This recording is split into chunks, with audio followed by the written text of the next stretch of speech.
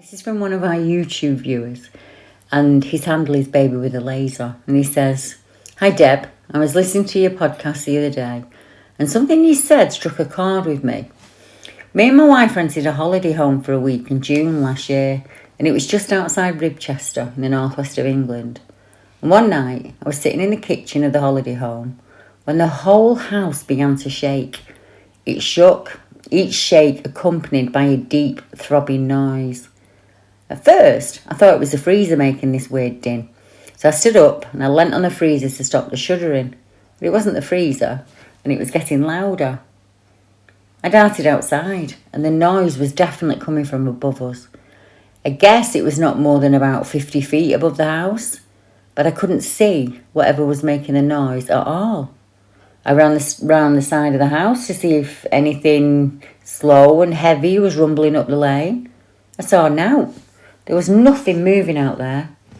It also dawned on me that there had been a burst pipe in the lane just outside the house, and that had been dug up that day and taped off, so only cars could just about squeeze through. I have no idea what could be making that noise. I haven't heard it since.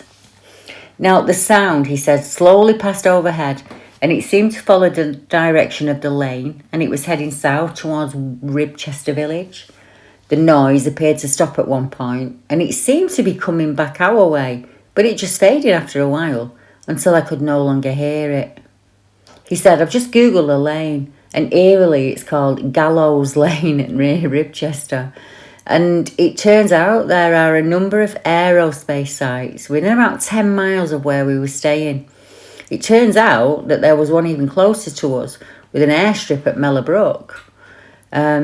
Salisbury Aerodrome is only about 2 or 3 miles south of where we were staying." He said, "That's just blown me away. That sound travelled in that direction. I have no doubt of that at all." So he could possibly have heard, and this is just speculation on my part, maybe weapons testing or something like that. He said, "I would also like to make a report on behalf of my nephew, who was driving home from my house near Manchester Airport late one night, and he was travelling down Roaring Gate Lane.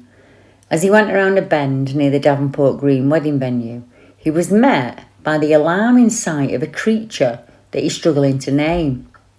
He described what he saw as a giant rabbit that was the size of a Great Dane, and it was moving across the road. He was forced to ram his brakes on, but it was too late, and he braced for impact. As he was clearly about to hit this thing, he waited for the thud, but there was none, and he swears that he hit it. He drove off home shaken. As he looked back and thought about it, he realised the creature appeared to have been transparent. I've been speaking to him recently, and he took me through it and explained a few details that I didn't know. He said the thing was as high as his eyeline and as wide, maybe a bit smaller than the width of his car. I also quizzed him on why he said it resembled a rabbit, and he told me it was shaped like a rabbit in that it was big and it had a large back end like a rabbit. Not that it had big ears or anything like that. He didn't really clock its face because it all happened so quick, and as he whipped around the bend, it was just crossing the road. Now, these new details also resemble the Tatton story of the guy that sits in his Jeep, and Tatton isn't that far from where he experienced it. And he's right, it does. There was a skulking creature of Tatton that crawled across the road on its belly, and the gentleman said it had arms and legs, but it had to be a cat because it couldn't have been anything else.